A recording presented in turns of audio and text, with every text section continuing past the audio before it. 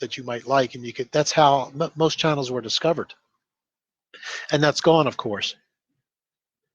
You search flat Earth now, or in your feed, all you get is the opposite. You get ball Earth people. And what I want to do is create an app where you can actually go on the app and say, oh, I saw this video, it's by such and such, and I think other people would like it. And you don't have to say all that, of course. You just type it in, paste the link, and upload it. And then everybody else who wants notifications for that topic, we'll start with Flat Earth, will get a notification on the phone just like you used to. Or you can go to a website and see what other people have done if you don't want a notification on your phone. And you'll be able to then have people spread the word like we used to have it. And I'm sure there's a lot of stuff out there that I miss and that you all miss. And then after that, once that works, then we can pick other. Have a little cough. Should we quarantine Mesa? Absolutely. Absolutely. I'm not going out now that Mike's got it. Forget about the meetup on Sunday.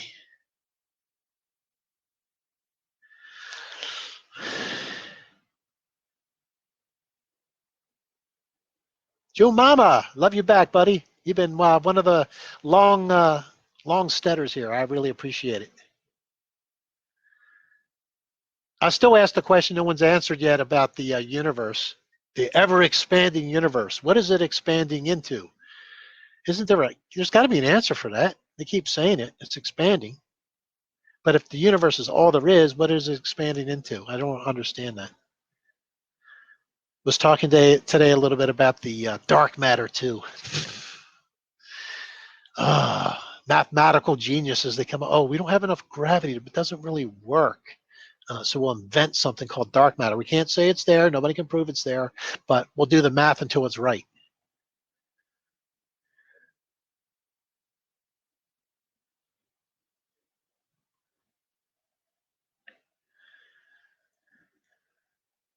What is this? Flat Earth Light, I saw you in what's his name's Flat Earth movie in 2016. I don't know what's his name is. I've been in a couple Flat Earth videos. Most of them are the opposite side, where they're hammering us.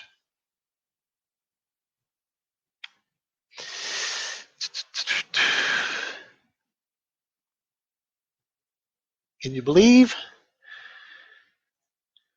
2020? Can you believe some of the things that we used to believe in? Yes, we actually believed, or I did, when it first happened. I believed 9/11 was right.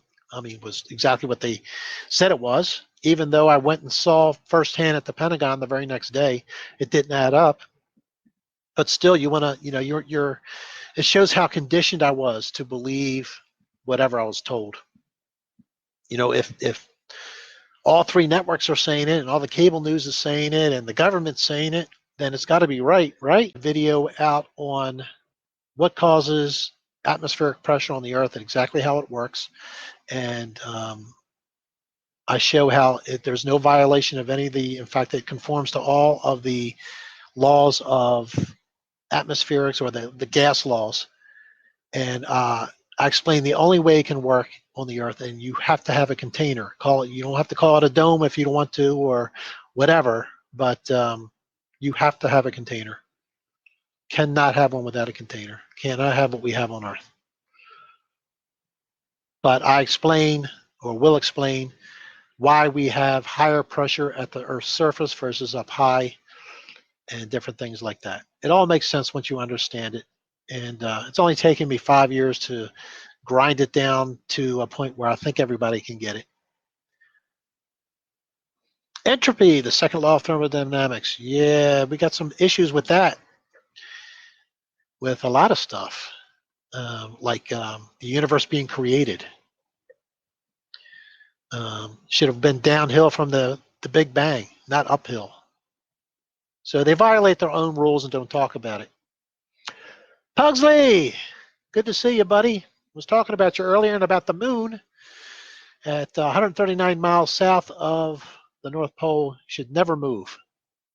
And north of that, the moon should move backwards.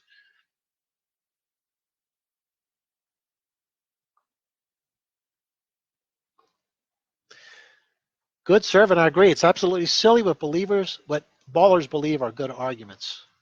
Well, cognitive dissonance man. Cognitive dissonance. It is strong. Robin says, Rich, my son was telling me about flying his father's plane and taking off for the first time by himself. I asked him if he had to make adjustments constantly for the curvature of the earth. He said, no, Mom. I set him up beautifully. I said, that's because the earth is flat. Yeah. See, we have a generation coming up that know the truth, or a lot of the generation, our kids or whatever, it's like, I know many kids not because of me, but because I was around and talked about it, they now believe in a flat stationary earth. And they come home and laugh at what they're told, because they're critical thinking now, what they're told at school.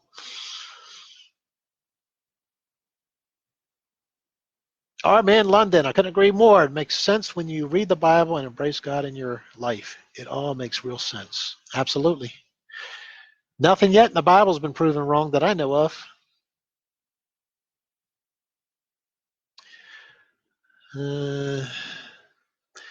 Matty, boom, ball. Hammer that into nothing. This is bombastic hubris, mathematically a presumptive arrogance to belie a belief of elusive nature is secret and it meant to be kept so. I guess you're probably talking to somebody else. I'm not sure what the total context is there.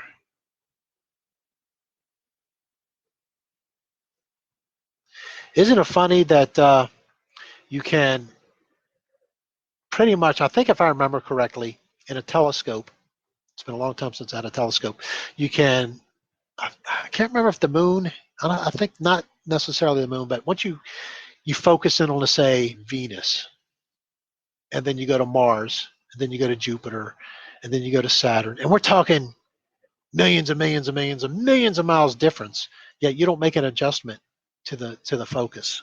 Not at all. Once you get to whatever that first one is, I can't remember it. I think there's a slight adjustment for the moon to the nearest planet, but then you're good. And the stars too. They're clear as far as you can see.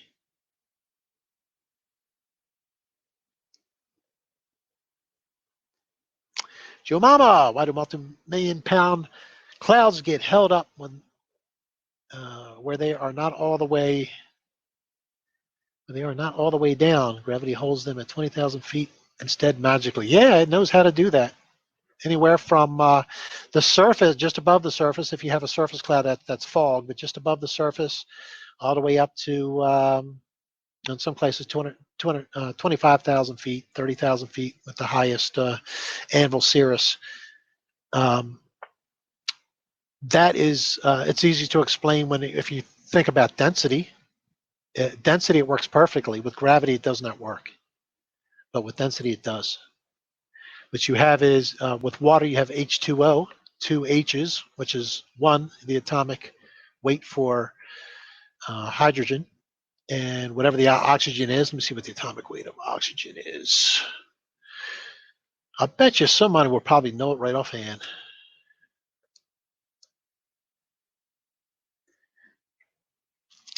And the atomic weight of oxygen is 15.99. Interesting number. So I guess it's 16. Yeah, 15.999. It's interesting. 3 6s upside down. So anyway, you have then a 16 and 2 hydrogens. That's 18 is its weight, if you will, or its density.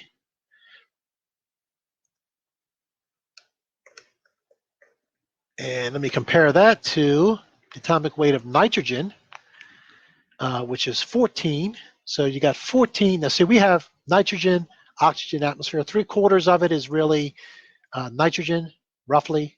So you've got 28 plus about 44, just roughly, the atomic weight of air at the surface. If I'm doing it right, let's just call it 45. So you got 45 is the density of our atmosphere at the surface. But if it's water, it's only 18. So it's less dense than the air below it. So tons and tons of water floats above. Makes no sense with gravity. Gravity should pull everything equally, right? Yogi's Bear, Rich, how is it we see Mars and Venus at night when both planets are inside the rotation of Earth? Well, Mars is supposedly outside the rotation of Earth. Isn't it funny too that all of a sudden now Venus is supposedly, is that right? Venus is actually closer to the sun than Mercury is on average. It's funny how they change these things every now and then. Something mathematically must not have worked.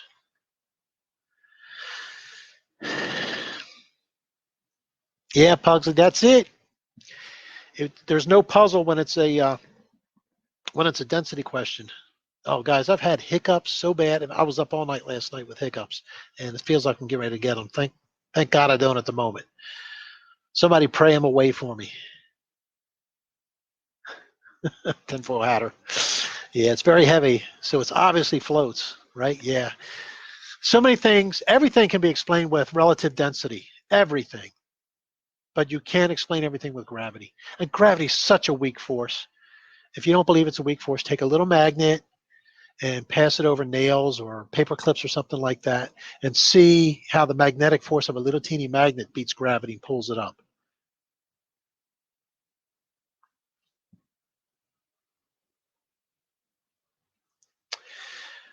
Daniel the Lion's Dead. This is probably a question for Pugsley Lovejoy. They say the moon orbits Earth at 2,288 miles per hour. How would it appear stationary even at the equator? Oh, I see what you're saying. So it should constantly be, well, it is constantly moving, but I think you're saying it should move a lot. Nothing in their model, when you really think it through, makes sense to me. Nothing. It just doesn't.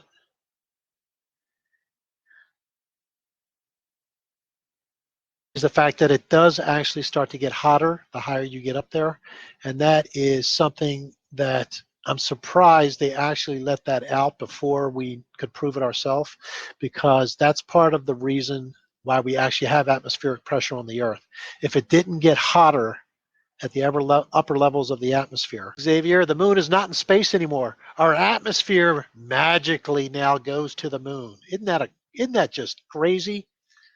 Absolutely crazy. Yet the ISS, there's no atmosphere there, but it goes to the moon now. There's two things they had to add for the BS coming up for the moon. If the moon, the atmosphere now reaches to the moon, that's important because now they can grab stuff out of the atmosphere, like oxygen, right? And two, there's supposedly ice on the moon, which is absolutely 100% impossible because without pressure, you don't have ice.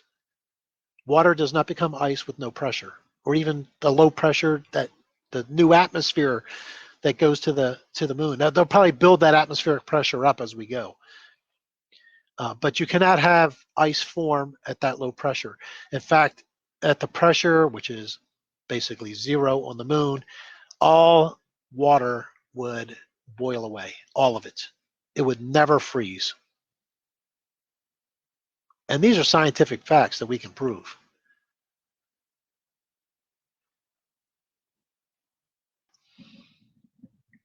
I'm going to go get some water.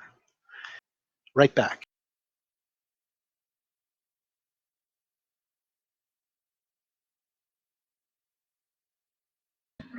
All right. Sorry about that little bit. I can't even find my water container, so I'm down to the old-fashioned glass of water. Vodka. Oh, you know what gave me the hiccups? I don't drink. I mean, I might have 4 ounces of alcohol a year if I'm lucky. But I went out with a friend yesterday, and we went to lunch, and he kept insisting that I have a second beer, and stupid me gave in and gave me hiccups, and I had them all night.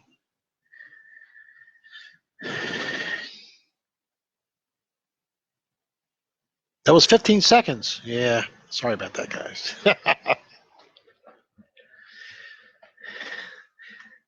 But to show up on my website, just one after the other, just the videos down there and and then the comments and stuff like that. I think it would be pretty cool.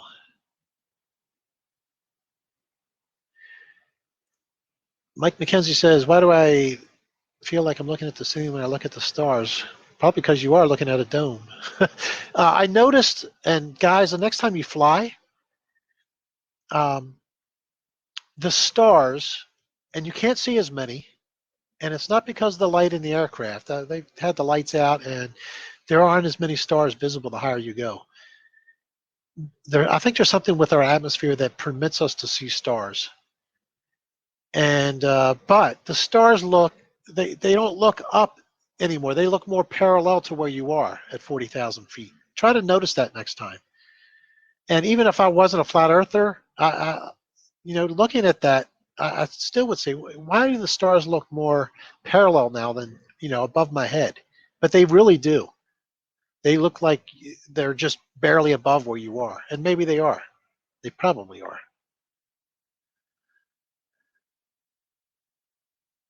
Don Smith, yes. Polaris has not moved. Someone said something the other day that was very good about that. I can't remember who it was who I was speaking to. But Polaris supposedly moves, or should move, what was the number? A quarter degree every 17 years, something like that, roughly. And when you go way back, to where Polaris was still the North Star in recorded history, and it's all through recorded history, Polaris should be way off the north right now. We should be on our third Polaris, our third different North Star. Never moves, which tells us that's the axis point, right?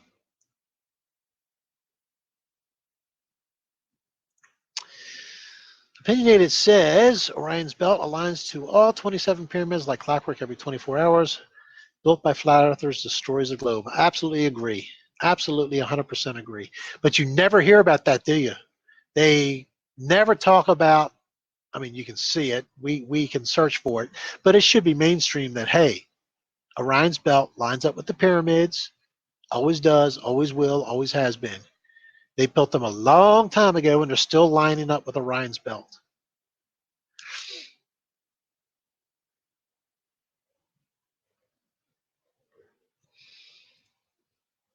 Oh, what did I do? I hid somebody. I'm sorry. Who did I hide? Didn't mean to hide them.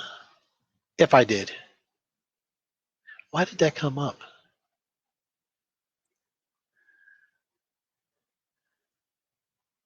Yeah, the stars don't overlap. Yeah, you would think, wouldn't you? You would think we'd see some doublers that are touching and things like that. All the millions of stars that are out there. Never happens, does it? Never happens.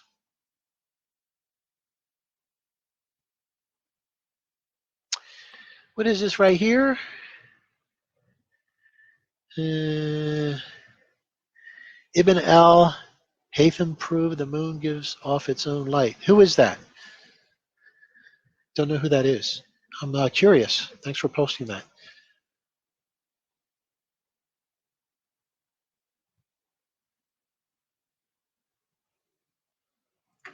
Just as a star time-lapse video indicates we're stationary.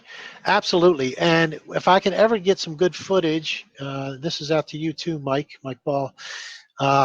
We are south enough to where I'd love to shoot the stars and get star trails, shooting low in the sky, south.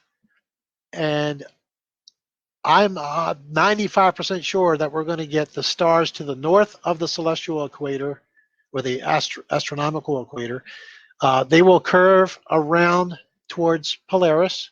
The ones in the middle are going to be straight on through, and the ones south are going to curve the other way.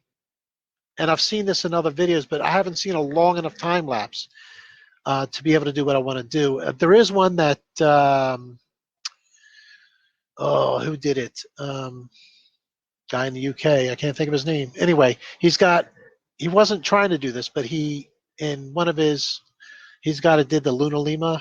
He's always doing stuff about the moon. I disagree with him with some stuff, but nice guy. And what's his name? Brain dead. Anyway, he has a star trail that shows that. He had somebody do it for him. And what I'd like to do is take the star at the very beginning of the time lapse and then measure how much it dropped, you know, how many pixels, because he's got that software, how much it dropped at the end. And Dave Morris, thank you, Joe Mama. Thank you so much. And then take the one that's curving the other way and mark how many pixels it is from, you know, the center or whatever. Do both of them relative to the center. And I think you're going to find that they spread apart. I actually believe there are two rotational centers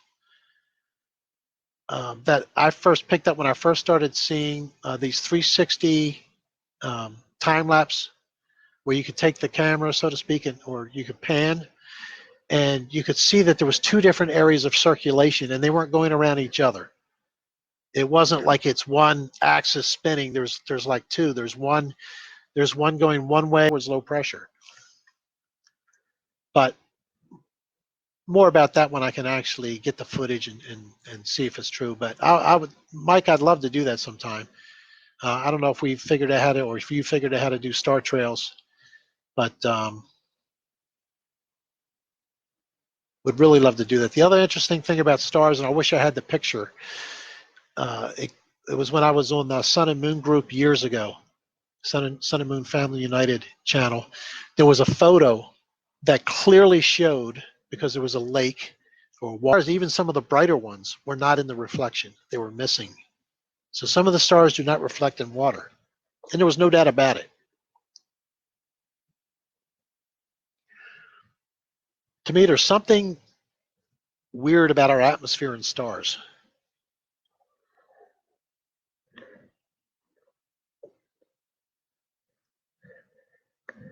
You know, me and Pugsley Lovejoy, we were talking today about this supposed propulsion that they have in space. You know, they use the exact same thing a jet engine does. Compressed gases that come out rapidly, and they. I was thinking about how in the 1950s and 60s you had all these different daredevils trying to break the record for the highest, you know, the highest they could fly in a jet, and they got to the point where nobody could go any higher, and they knew it. And that was because even though if they went straight up as fast as they could, when they ran out of atmosphere to push against, once the pressure in the atmosphere dropped enough to where any expanding gases coming out of the jet didn't push against anything, they couldn't go any higher. Now, according to what they want us to believe was space, they should have just been able to keep going, because it doesn't matter if there's atmosphere or not. If you see what I mean, there's a contradiction there. All these people stopped. They couldn't, you know, they would go up and it would just start to hover and then sink back down. When you watch these documentaries about these people that tried to get as high as they could, and nobody could get higher than a certain part of the stratosphere, because there was no more pressure to push against. So what is there to push against in space? Nothing, but they're using the exact same technology. And then if they even could push against something, once they start, let's say, rotating to the right, there's nothing to stop that rotation. There's no atmosphere to stop it. There's no gravity to stop it. So they would constantly just spin, spin, and spin. And then they'd have to counteract that with, you know, the other way. And then that would get them going back. And then you have to counteract. You'd just constantly be burning fuel. So these things are simple stuff that we've never thought through, because the government, the mind control people, had us from the early part of the education system where we don't question, and you've all heard it being flat earthers. Where's your education? Where's your degree? You know, it's you're nothing without a degree, and the degree is full of propaganda and you not questioning anything. Whatever they told you was 100% correct, even if it can't be proved, which most of it, as we have found out, can't be proved. It's like we all believed in the umbra penumbra until you actually go out and try it.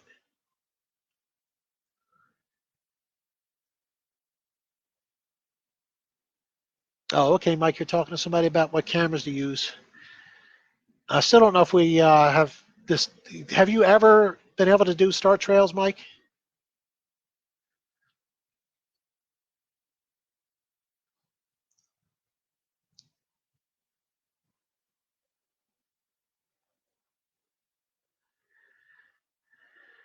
Ooh, there's one I wanted to click there, went off the screen. Perception Skeptic, what are your thoughts on the coronavirus, a man-made virus? Dean Kuhn said in his book, The Eyes of Darkness, that in 2020 a virus from Wuhan, China would spread quickly around the earth. Well, I believe because they were having the issue, China was having the issue with the protesters in Hong Kong, that's why this was, I believe, it's just a belief, I believe that it was created, man-made, and the Chinese released it on their own people. I think it's very interesting that Oriental people, we've known for a while that they've been able to take some of these diseases or whatever man-made diseases and geoengineer them for certain genetics. And it's interesting that the Chinese are the most susceptible to this, and that's where it started. And all of a sudden, there's no protesters now in Hong Kong because nobody wants to hang around one another or wherever they had the protests. My understanding is that that's all gone now, so they got what they wanted out of it. So I do believe the Chinese developed it and released it. I don't know if they developed it, but they probably did. I wonder sometimes how smart the Chinese really are if they're constantly stealing intellectual stuff from the West and from others.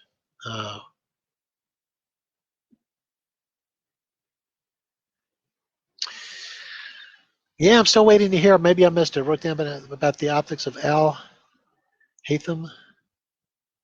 Is this the same guy that you were talking about, Hassan?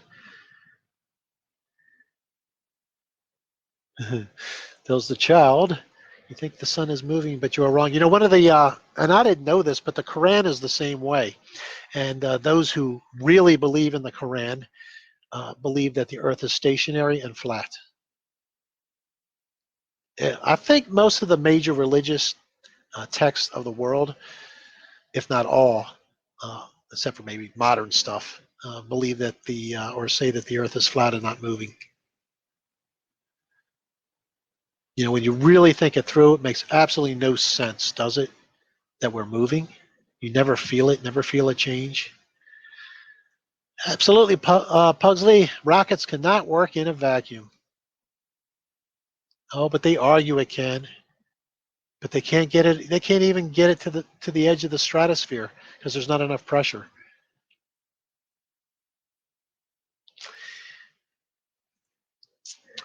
Perception skeptic. 5G will be bad. I am really in the middle on that. I don't know how bad it really is going to be, or if it is bad. It could be extremely bad. I'm just on the fence with that one, and it's probably because I've looked into it a little bit, and I don't know.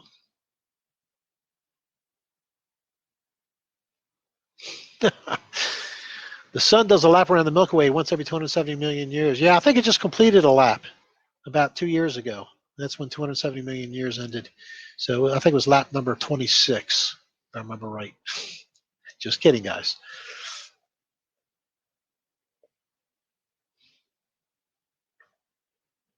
I tell that to my girlfriend. She's a vacuum herself.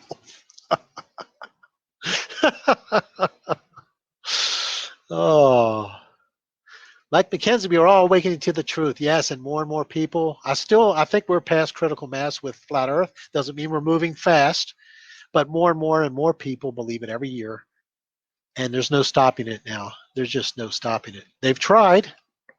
If it was no danger, if it was no issue, if it wasn't a big deal, we wouldn't be censored. It's just that simple. You don't censor stuff that isn't a threat.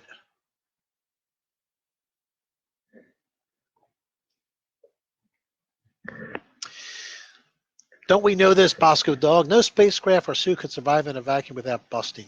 And as Pugsley mentioned earlier in a text to me, yeah, zippers. They have zippers. And not only that, but the crotch area, it's got fasteners, like these snap fasteners, like 4 of them. Come on. I wouldn't even trust that if I had to go to the bathroom badly.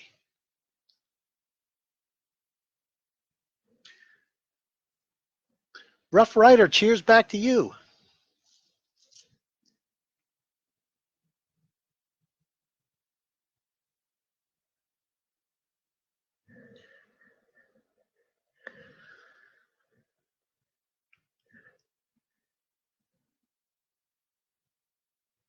soon as I said censor, the video was buffering. No surprise, I guess. Mainstream science is propaganda. Absolutely. All the basic scientific principles I was taught in school were based on theory and assumption. All of it. That's right. Now, in retrospect, we can think of so many things that don't make sense. And again, just me being in the Navy, I can think of so many things that do not make sense with the ball, but I was switched off to think for myself. Like I said, the biggest thing in retrospect is the fact that, the military, they do everything the best way they can.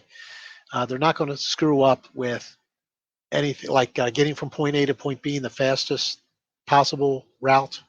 They're not going to screw that up. If they need to get somewhere as fast as they can, they know the fastest way to do it. And it should be in a great circle route. And it's not. It's in a straight line. All the way, straight line. And that, we had the plot in the weather office where we were. And when we did that cross-Atlantic trip, trying to break the record every time, like I said, I looked like a fool because I was telling my people that were under me, hey, watch, we're going to do this little arc as we go across the Atlantic. It's called the Great Circle Route, and that's how we're going to beat the record. And then we just went straight as we could go. That's one thing. The biggest thing is the radar. I've talked about this over and over, but to me it's worth repeating. We had rings on the radar, and the other side, their answer to this is there was no weather radar on the ship. So I'm lying. But you had 20-mile rings, 20, 40, 60, and then the edge was 80, the edge of the radar screen. And our destroyers or whatever, fueling ships, whatever we had that were way out in front of us or to our side or behind us, many of them would be behind that 60-mile ring or beyond that 60-mile ring, just showing as a flash every time the ring, know to come back and go over the bulge again and come back down to the radar. That's what would be necessary. And these things are so clear in retrospect, but it shows you how much we are turned off to just critical thinking. And it's critical thinking that not only the governments don't want, but once the population critically thinks about everything, government, religion, cosmology, just about everything, the food we eat, our healthcare, once the people wake up and start critically thinking about all these things, it's really over. So the whole deal is to keep us not critically thinking. Flat Earth flight, if we rotate 1,000 miles per hour in orbit, 55,000 miles per hour around the sun and orbit around the galactic center at 1 million miles per hour and hurtle 1 billion miles per hour towards Andromeda, why have no stars moved at all? Absolutely. Not only that, but we're doing this thing, a corkscrew, right? We're doing a corkscrew. That's what they say. So our constellation should be doing this. They don't do that. They go in a nice circle around us, right? There's no jumping up and down. Oh my God, it's just so many things that are right in your face that all we have to do is just apply a little bit of critical thinking to it.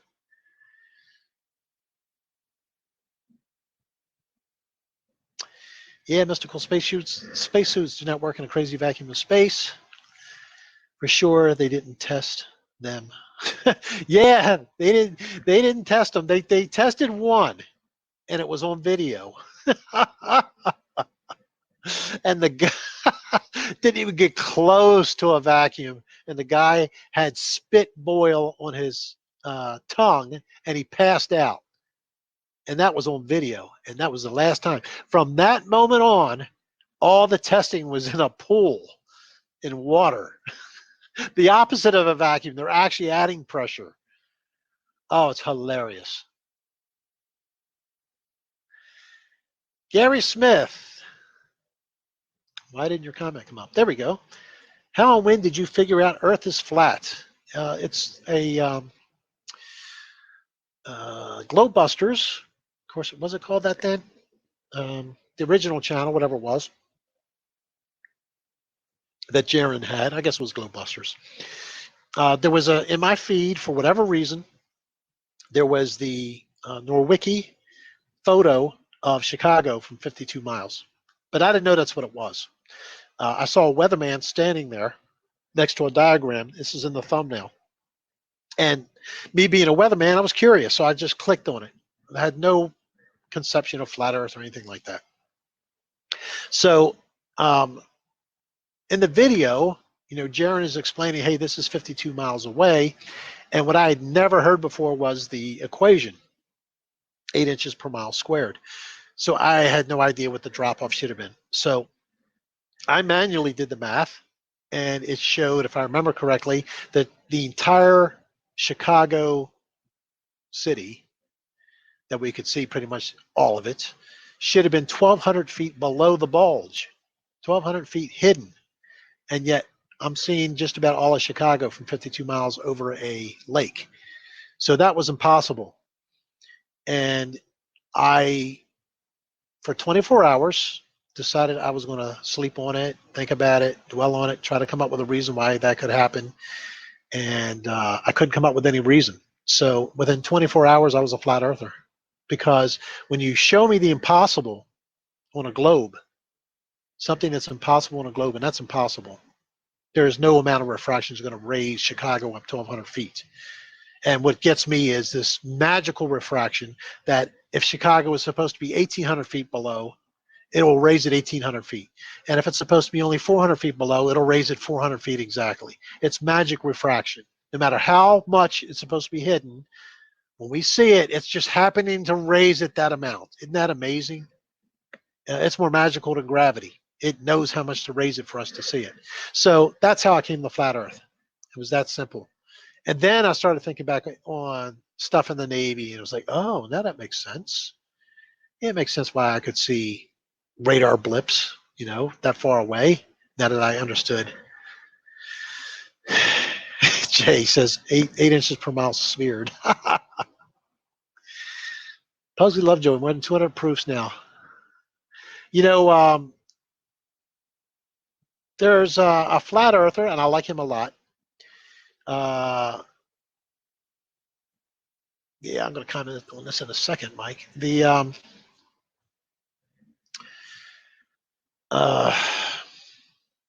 don't know what I was going to say now. Anyway, yeah, the black swan is the goose that laid the golden egg. They can't come back from it. Absolutely. They tried. They're trying. And Mike, I want you to particularly pay attention to my next video. It's already done. I just haven't had time to upload it. That's how busy I've been. It's actually sitting there. All I have to do is click upload. And I haven't done it yet. But I think I can show and prove. We've talked about this before, about if you have cumulus clouds, all the way from you to the distant object. That's the way it's got to be. You won't have any atmospheric inversions and things like that. And my theory is, and I can't prove it wrong yet, and you'll see in the video, is that we do get compression, but we never get expansion from the original size. So if the original size is the size of my finger here, it never expands beyond that. I don't care what the atmospherics are. The only time it can be higher is if you get a flipped superior mirage, and that's not what I'm talking about. I think you'll see what I'm talking about in the video. This apparent rising and lowering that we get is not really that. We get lowering, and then when it pops back up, it appears that it's going higher than original. But I don't think that ever happens in the atmosphere. And I show in the time lapse of the Norwicki, one of the Norwicki videos, where there's stratiform clouds and there's cumuliform clouds that come in this time lapse, however long the time lapse is. It looks like it's about 24 hours. And during the stratiform part, you get this up and down type of movement. But during the cumuliform clouds, you get no movement at all. And what I did was I took a box, and during the cumuliform period, where I know there's no atmospherics changing anything, I marked the very top of the Sears Tower. And then you look at the video in retrospect, you put that over top of the whole video, that top of the box, you'll see that the top of the Sears Tower never exceeds that box. It goes lower, but it will never go higher. Anyway, is it taboo conspiracy to come up with that, the black swan? I don't purposely get away from people's questions. If I can't answer a question, I'll say I can't answer. What about the rocket launches I've seen, watching? I guess this is it. Just south of Cape Canaveral all my life, especially the recent Falcon Heavy boosting returning. What about it? Have you actually seen the boosters return?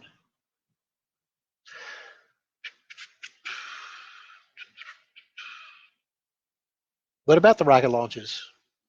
So let me know what you mean. I can shoot a rocket up. I shot model rockets up when I was a teenager. Tons of them. What's it prove? Let me ask you a question about the rocket launches. Why do they go up and then curve? And go out to sea the same direction. No matter what country launches them, exact same thing. And guess what? They're not always like NASA says, oh, we shoot it to the west, which makes no sense. I mean, to the east. We have a curve to the east because the rotation of the Earth helps us. No, it would be the opposite. That's all right. Let them have it. But Russia's will curve to the south, southeast. China's will curve to the northeast. Everyone will do it in a different way. That's always out to sea or into the middle of a desert area or Siberia in Russia. So mystical rockets are in some way real. They're real, but don't go into space. Think of them as a big fireworks rocket. Very good. I agree.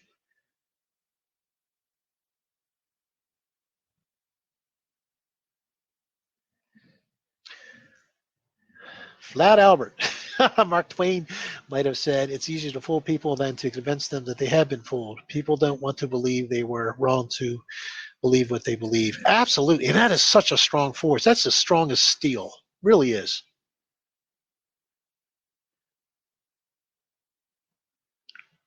Here's another thing, Bosco Dog.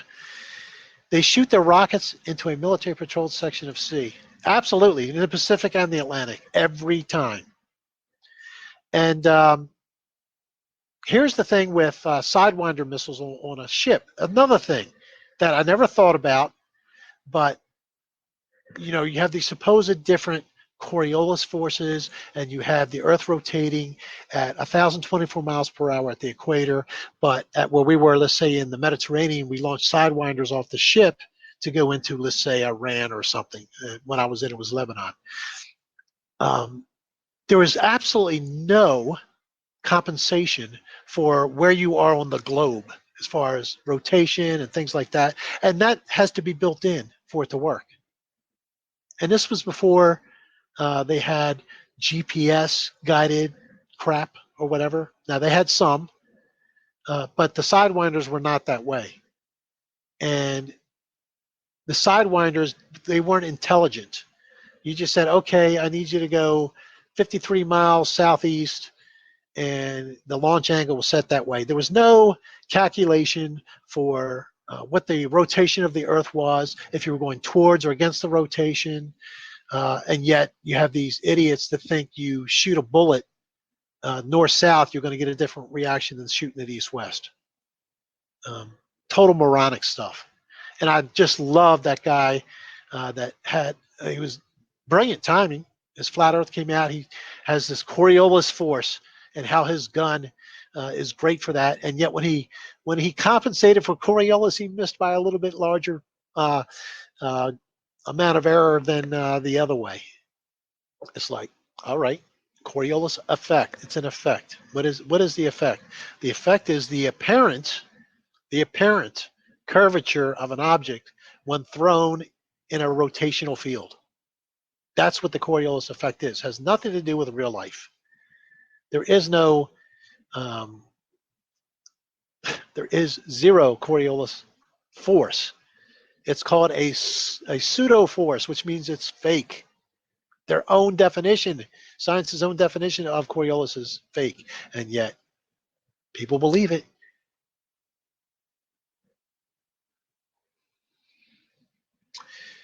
How can globe skeptics who now understand that everything NASA has told us to be a deception still cling to any form of organized religion as not being the same form of deception? That's a good question, and I think it's a different level. I mean, people have cognitive dissonance for different things. I've known for quite a while that any kind of organized religion is not good, but yet there are still these things that'll hang in your mind until you really work them out that organized religion planted.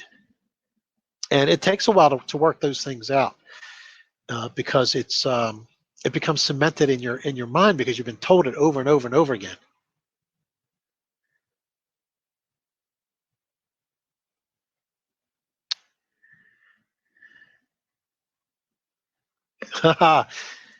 Good point, Kenneth John Kelly. Railgun can hit a target out at sea 100 miles away. Do the projectiles have homing devices? Absolutely not. Not only that, but the only thing they compensate for is not curvature. They just compensate for how much drop would happen normally over a certain distance. Has nothing to do. There's absolutely zero curvature calculation. None. And you think the military would leave out such an important thing if they really wanted to hit their target? Did Jesus ever mention flat Earth?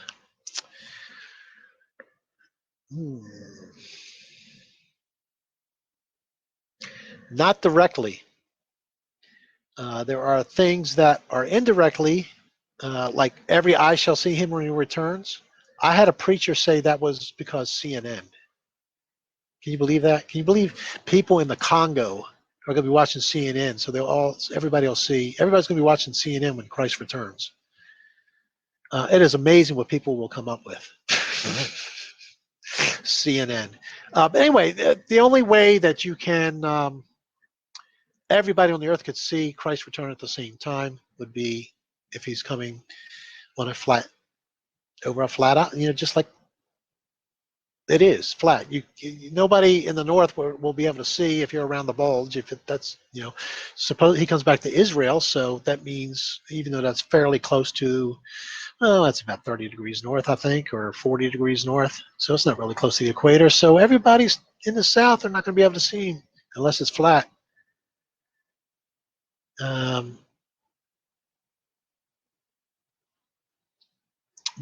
then you have the Satan took him to a very high mountain and showed him all the kingdoms of the earth. How is that possible on a globe? Only can happen if it's flat. And also, if there's aliens out there and other planets have intelligent life and things like that, and that's coming. That's coming so soon. The alien invasion. I'm convinced that we're all set up for it. Why didn't Satan show him all those kingdoms? Only the kingdoms of the earth. That's pretty lousy. You got the whole universe of kingdoms out there, and Satan only offered him ones on the earth.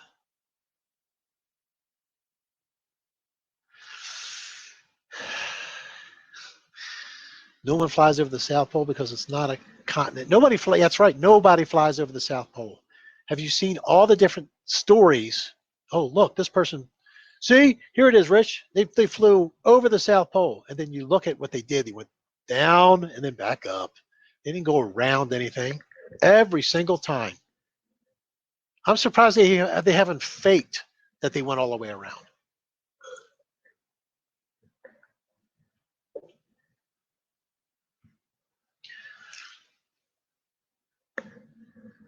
And here's another thing. How can you have a stationary front on Earth? I might do a video about this. You have cold fronts, move north to south generally, warm fronts, south to north generally. But you have what are called stationary fronts. They can sit in one place for day after day after day. If the atmosphere is rotating with the Earth, it can't sit there unless it happens to be moving at the exact same speed at the Earth, the entire length of the front. And you can have a warm front, or a stationary front rather, that runs from Canada to Texas. So that front, to be stationary, would have to be actually moving at different rates along the front to keep up with the Earth's speed, if you follow what I'm saying. So many things just don't make sense when you really think them through. And many things in weather that, I should have picked up on a long time ago.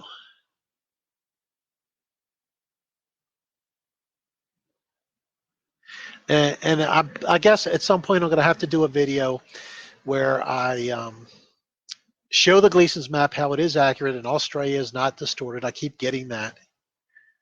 Yeah, with the Gleason's map, Australia's messed up. No, it's not. What's messed up is people that don't know what they're talking about make not just an opinion, but a statement of fact, and they don't know what they're talking about. Luckily, one of my early classes when I was going for meteorology was cartography, map making, things like that.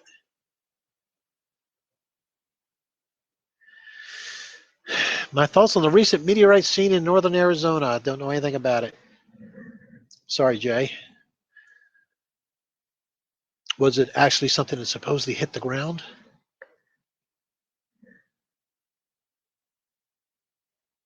I still wish I could find that picture where they said a meteorite hit in one of the islands, and it shows it sitting there on the like loose sandy ground, and it didn't even make a dent in the sandy dirt.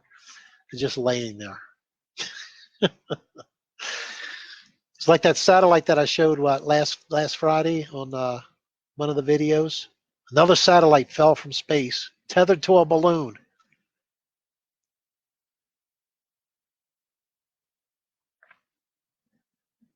Bosco Dog. I didn't know that.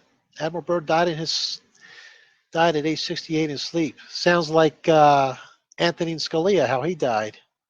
He died of natural causes, even though he was sleeping and he had a pillow over his head when he was discovered.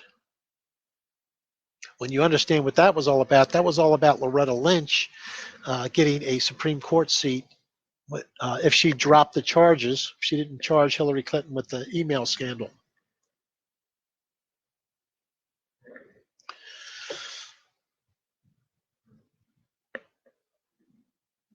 Negative exponents. This has come up a couple times today. How do equatorial mounts work on a flat Earth, two celestial poles? I don't know. That's something that's beyond me. But that's something that Mike Ball might be able to answer.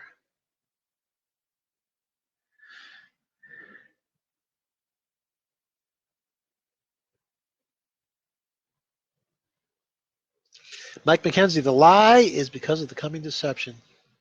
Yes, if you believe, I'm going to have to switch the glasses, I think, here, guys. If you believe that we are on a spinning ball and we're one of, there's intelligent life out there on these other planets and constellations, then you are going to fall hook, line, and sinker for an alien invasion, which is really going to be fallen angels. But you're going to fall for it. Hook, line, and sinker. Now, if you believe that we live on a flat Earth and we have a dome above our head, which is the only way we can have atmospheric pressure the way we have it, then you won't believe in that sort of nonsense. And think about it, if we can't even go to Mars, right? Well, we know we can't even go to the moon, but let's just, they're saying, right now we're not there yet. We can't quite get to Mars. So how intelligent would the beings have to be to come from, the Andromeda galaxy or any star, even just 4 light years away, and come here? They would dwarf us. So why aren't they here already? It's just, when you really think it through, that's crazy stuff too.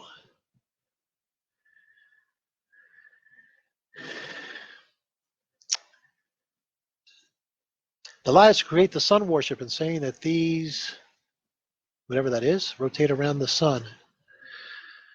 Absolutely. It's all about sun worship, always has been. It's why, you look at the Vatican, and it's not just them. There's stuff in Protestantism, very much so too.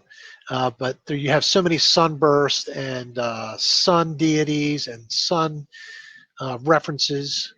And when you get down to it, and like I said, I'm not just picking on Catholics, the Protestants. If you do Christmas, that's sun worship. I'm sorry, but it is. If you understand the origins of Christmas, it's all to do with sun worship. And I think it's very interesting that the Holy Spirit was so inspired to give us the one time of season that Christmas could not be, or the birth of Christ, I should say, could not be in the winter. And that's given to us in Scripture. There were shepherds abiding in the field, keeping watch over their flocks by night. And that same day, that same evening, Christ was born. And the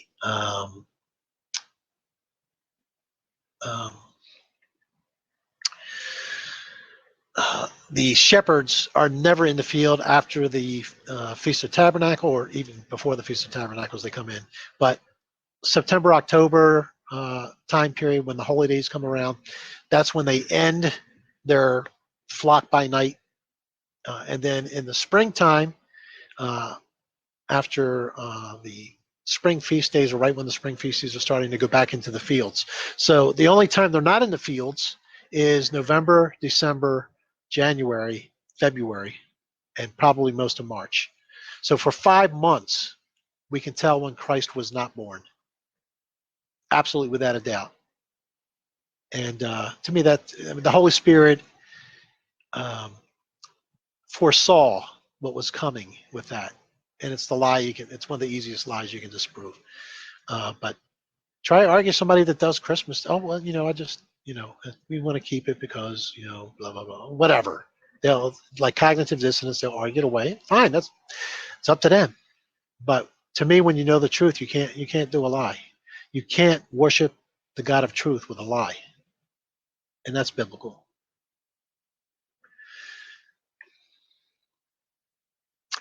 Mike says they watch the flocks at night during birthing season. New lambs as we got the Lamb of God. Absolutely.